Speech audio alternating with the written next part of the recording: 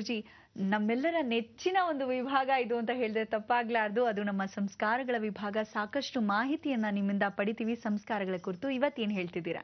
ಎಲ್ಲ ಸಂಸ್ಕಾರದ ವಿಚಾರದಲ್ಲಿ ಸಂಸಾರದ ವಿಚಾರ ಮಾತಾಡ್ತಾ ಇದ್ದೀವಿ.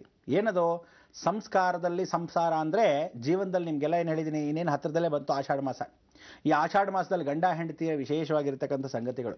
ಮೊದಲು ಆ ಕಾಲದಲ್ಲಿ ಮದುವೆ ಮಾಡ್ತಾ ಇದ್ದಾಗ ಯಾವ ಕಾಲಕ್ಕೂ ಆಷಾಢ ಮಾಸದಲ್ಲಿ ಮದುವೆನೇ ಮಾಡೋರು. ಯಾಕೆ ಮಾಡ್ತಾಯಿದ್ರು?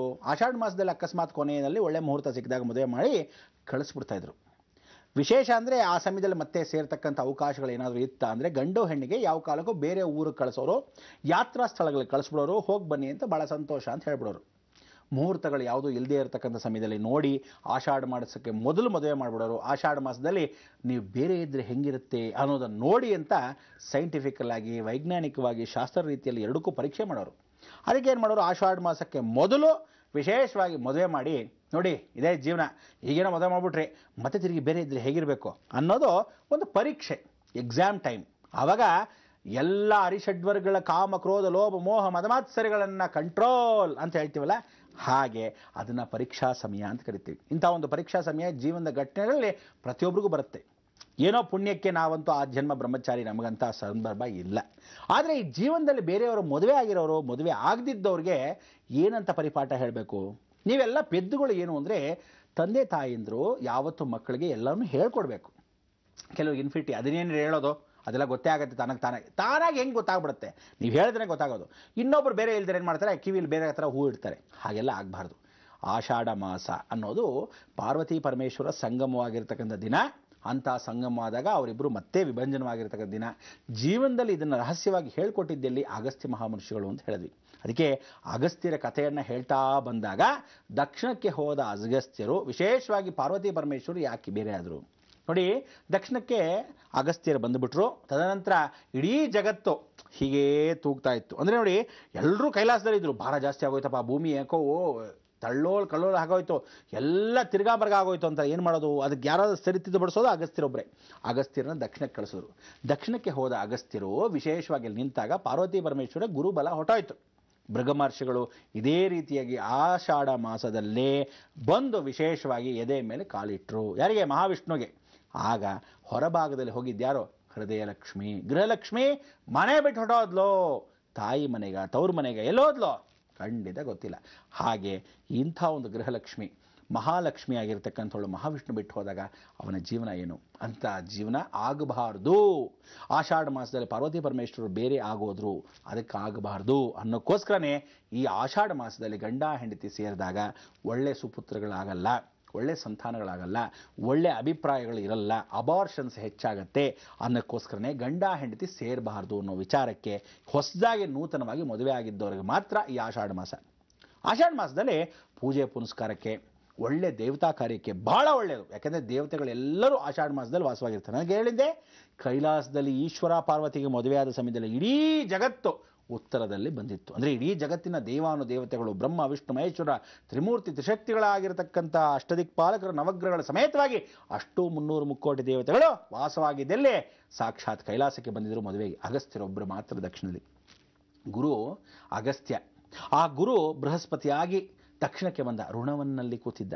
ಅವನು ಪೂಜೆ ಪುನಸ್ಕಾರ ಪರಮೇಶ್ವರನ ನೋಡಬೇಕು ಅಂದಾಗ ಪರಮೇಶ್ವರ ಹೇಳಿದ, ಕೊನೆಯ ಪಕ್ಷದಲ್ಲಿ ನಿಮ್ಮಿಬ್ಬರನ್ನ ದರ್ಶನವನ್ನಾದರೂ ಕೊಡ್ತೀನಿ ಅಂತ ಹೇಳಿದಾಗ ಆಗ ಕಾವೇರಿ ಪೂಜೆನ ಮಾಡಿದ.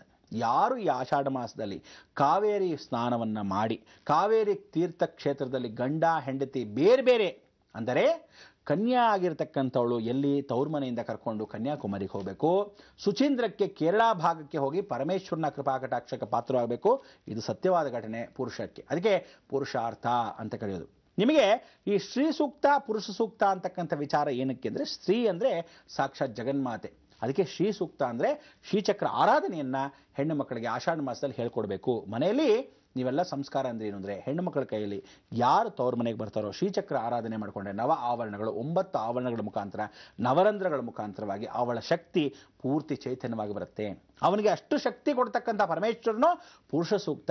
ಏನು ಪುರುಷಾರ್ಥ ಅಂತೀವಲ್ಲ, ಪುರುಷಾರ್ಥ ಸಿದ್ಧಿ ಅಂತಕ್ಕಂಥ ಆ ಪುರುಷಾರ್ಥ ಸಿದ್ಧಿಯನ್ನು ಯುಗ ಪುರುಷನಾಗಿರ್ತಕ್ಕಂಥ ಪರಮೇಶ್ವರನ ಅನುಗ್ರಹವನ್ನು ಸಾಕ್ಷಾತ್ ಜಗನ್ಮಾತೆ ಮಹಾವಿಷ್ಣು ರೂಪದಲ್ಲಿ ಕೊಡ್ತಾರೆ. ಇದಕ್ಕೆ ವಿಷ್ಣು ಮಾಯೇತಿ ಸಂಸ್ಥಿತ ಅಂತ ಪುರುಷಾರ್ಥವನ್ನೆಲ್ಲ ಕೊಡೋದು ಪುರುಷ ಸೂಕ್ತದಲ್ಲಿ ಮಹಾವಿಷ್ಣು. ಅದಕ್ಕೆ ನೀವು ಆಷಾಢ ಮಾಸದಲ್ಲಿ ಗಂಡಸರೆಲ್ಲ ಪುರುಷ ಸೂಕ್ತವನ್ನು ಮನೇಲಿ ಹೇಳಿಸ್ಕೊಳ್ತಾ ಇರಿ. ಕ್ಯಾಸೆಟ್ ಹಾಕ್ಸ್ಕೊಳ್ಳಿ ಅಥವಾ ಸಿಡಿಯನ್ನು ಹಾಕ್ಕೊಳ್ಳಿ. ಪುರುಷ ಸೂಕ್ತವನ್ನು ಯಾವತ್ತಿದ್ರೂ ಹೇಳಬೇಕು.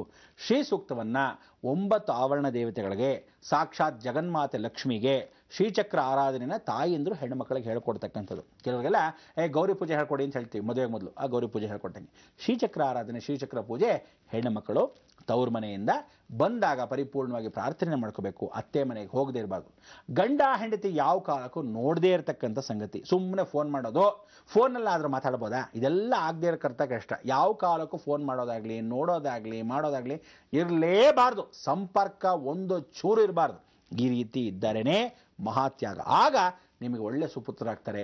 ಜೀವನ ಇಡೀ ಕಷ್ಟಗಳು ಬರ್ತಕ್ಕಂಥದ್ದು ಬೇಗ ಕಳೆದು ಹೋಗುತ್ತೆ. ಅಂದರೆ ಮುಂದೆ ಬರ್ತಕ್ಕಂಥ ಕಷ್ಟಗಳನ್ನು ಪರಿವರ್ತನೆ ಆಗುತ್ತೆ. ಗಂಡ ಹೆಂಡತಿ ಬಾಂಧವ್ಯ ಹೆಂಗಿರುತ್ತೆ? ಯಾವ ನನ್ನ ಮಗ ಬಂದು ನಿಮ್ಮಿಬ್ಬರನ್ನ ಕಿತ್ತಾಕಕ್ಕಾಗಲ್ಲ, ಅಷ್ಟು ಶಕ್ತಿ ಸಿಗುತ್ತೆ. ಯಾಕೆಂದರೆ ಜಗತ್ತು ಪೂರ್ತಿ ಶಕ್ತಿ ಅವಳಿಗೆ ಕನ್ಯಾ ಶಕ್ತಿ ಸಿಗುತ್ತೆ, ಇವನಿಗೆ ಪುರುಷ ಸೂಕ್ತದಲ್ಲಿ ಸಾಕ್ಷಾತ್ ಪುರುಷಾರ್ಥ ಸಿಕ್ಕಿರುತ್ತೆ. ಜೀವನದಲ್ಲಿ ವಿಜಯವೀರ್ಯ, ಆರೋಗ್ಯ, ಐಶ್ವರ್ಯ, ಅಭಿವೃದ್ಧ್ಯರ್ಥಂ ಅಂತ ಆಶೀರ್ವಾದ ಮಾಡಿರ್ತಾರೆ. ಎಲ್ಲ ದೇವತೆಗಳು ವಾಸವಾಗಿರೋ ಕೈಲಾಸದಲ್ಲಿ ಅನುಗ್ರಹ ಸಿಗುತ್ತೆ. ಗುರುಬಲ ತದನಂತರ ಆಷಾಢ ಆದ್ಮೇಲೇನೋ ಶ್ರಾವಣ ಮಾಸ. ಆ ಶ್ರಾವಣ ಮಾಸಕ್ಕೆ ಕೈ ಹಿಡಿದಾಗ ಶ್ರಾವಣದಲ್ಲಿ ಸಾಕ್ಷಾತ್ ಉತ್ತರಾಯಣ ಪುಣ್ಯಕಾಲದಿಂದ ದಕ್ಷಿಣಾಯಣಕ್ಕೆ ಬಂದ್ವಿ, ದಕ್ಷಿಣದಿಂದ ಉತ್ತರಾಯಣಕ್ಕೆ ಹೋದ್ವಿ ಅನ್ನೋ ಜೀವನ ಮತ್ತೆ ಟರ್ನಿಂಗ್ ಪಾಯಿಂಟ್. ಆಷಾಢದಿಂದ ಶ್ರಾವಣದ ಹತ್ತಿರಕ್ಕೆ ಬಂದಾಗ ಶ್ರಾವಣದಲ್ಲಿ ಮಹಾವಿಷ್ಣು ಪೂರ್ತಿ ಧನಪ್ರಾಪ್ತಿ, ಪೂರ್ತಿ ಯಥೋಚ್ಛವಾಗಿ ಗಂಡ ಹೆಂಡತಿ ಅನ್ಯೋನ್ಯತೆ, ಪೂರ್ತಿ ಬುದ್ಧಪ್ರಿಯನಾಗಿರ್ತಕ್ಕಂಥನು, ಪೂರ್ತಿ ಭೂಮಿ ಪ್ರಿಯನಾಗಿರ್ತಕ್ಕಂಥ ಸಂತಾನ ಅಭಿವೃದ್ಧಿ, ಭೂಮಿ ಮನೆ ಎಲ್ಲ ಅಭಿವೃದ್ಧಿನ ಪಡಿಸ್ತಾನೆ. ಅದಕ್ಕೆ ಇಂಥ ಒಂದು ಅಭಿವೃದ್ಧಿ ಮಾರ್ಗವನ್ನು ನೀವು ಹುಡುಕಬೇಕಾದ್ರೆ ಆಷಾಢದಲ್ಲಿ ಏನು ಹೇಳ್ಕೋಬೇಕು? ಹೆಂಗಸರೆಲ್ಲ ಶ್ರೀ ಸೂಕ್ತ, ಗಂಡಸರೆಲ್ಲ ಪುರುಷ ಸೂಕ್ತ. ಇವತ್ತಿನಿಂದನೇ ಪ್ರಾರಂಭ ಮಾಡ್ಕೊಂಬಿಡಿ. ಯಾತಕ್ಕೆ ಅಂದರೆ ಇನ್ನೇನು ಅಮಾವಾಸ್ಯೆ 1ನೇ ತಾರೀಕು ಬಂದೇ ಬಿಡ್ತು. ರೆಡಿ ಮಾಡ್ಕೋಬೇಕು. ನೀವು ಇವತ್ತಿಂದನೇ ಹೇಳ್ಕೊಂಡಿದ್ದೆ ಸದ್ಯಪ್ಪ ಸ್ಟಾರ್ಟ್ ಮಾಡ್ಬಿಟ್ರಾ? ಕೆಲವ್ರೆ ಹೆಣ್ಮಕ್ಳು ಬೈಕೊಂಡಿರ್ತಾರೆ, ಗಂಡು ಮಕ್ಕಳು ಬೈಕೊಂಡಿರ್ತಾರೆ. ಇದು ಒಳ್ಳೆ ಕಥೆ ಆಯಿತು ನೋಡಿ, ನಮ್ಮ ಅಪ್ಪ ಅಮ್ಮ ಇನ್ನು ನೋಡು ಆ ಬ್ರಹ್ಮಾಂಡ ಗುರುಗಳು ಹೇಳಿದ್ರು ಇನ್ನು ನಮ್ಮಿಬ್ಬರನ್ನ ಬೇರೆ ಅಂತ. ಹೌದು, ಸತ್ಯ. ಇವತ್ತು ನೀವು ಮಾಡಿದ್ರೇ ನಾಳೆ ಚೆನ್ನಾಗಿರೋದು. ನಾಳೆ ಚೆನ್ನಾಗಿರಬೇಕು ಅಂದರೆ ಇವತ್ತು ಸ್ಥಿರವಾಗಿರೋದು. ಇವತ್ತು ಆ ಸ್ಥಿರತೆ ನೀವು ಪಾಲನೆ ಮಾಡಲೇಬೇಕು. ಜೀವನದಲ್ಲಿ ಯಾವತ್ತು ಉದ್ಧಾರ ಆಗಬೇಕಾದ್ರೆ ಒಂದನ್ನು ಕಳ್ಕೋಬೇಕು, ಒಂದನ್ನು ಪಡಿಬೇಕು. ಒಳ್ಳೇದಾಗಲಿ, ಜಗನ್ಮಾತೆ ಕೃಪಾ ಕಟಾಕ್ಷ ಯಾವತ್ತೂ ಆಗಲಿ ಅಂತ ಹೇಳ್ತಾ ನಾವು ನೀವು ಏನು ಹೇಳ್ತೀವಿ? ಲೋಕ ಸಮಸ್ತ ಸುಖಿನೋ ಭವಂತು, ಸನ್ಮಂಗಳಾನಿ ಭವಂತು. ಒಟ್ನಲ್ಲಿ ಗುರುಜಿ, ನೀವು ಹೇಳೋ ಪ್ರಕಾರ ಆಷಾಢ ಮಾಸದಲ್ಲಿ ದೇವರು ಬಲು ಬೇಗ ಒಲಿತಾರೆ ಅಂತ, ಹಾಗಾಗಿ ನಮ್ಮ ಚಿತ್ತ ಇರಬೇಕು ಧಾರ್ಮಿಕ ಚಿಂತನೆಯತ್ತ ಅಂತ ಕೂಡ ಹೇಳಿದ್ದೀರಾ. ನಮ್ಮ ಈ ಕಾರ್ಯಕ್ರಮಕ್ಕೆ ಆಗಮಿಸಿ ಇಷ್ಟೆಲ್ಲ ಮಾಹಿತಿಯನ್ನ ನೀಡಿದಕ್ಕಾಗಿ ಧನ್ಯವಾದಗಳು. ವೀಕ್ಷಕರೇ, ಸರಿ, ಹಾಗಾದ್ರೆ ಮತ್ತೆ ನೀವು ಸಿಗೋಣ ನಾಳೆ ಅಲ್ಲ, ಸೋಮವಾರದ ಬೃಹತ್ ಬ್ರಹ್ಮಾಂಡ ಕಾರ್ಯಕ್ರಮದಲ್ಲಿ ಅಂತ ಹೇಳ್ತಾ ಹೋಗ್ಬರೋದಾ? ನಮಸ್ಕಾರ.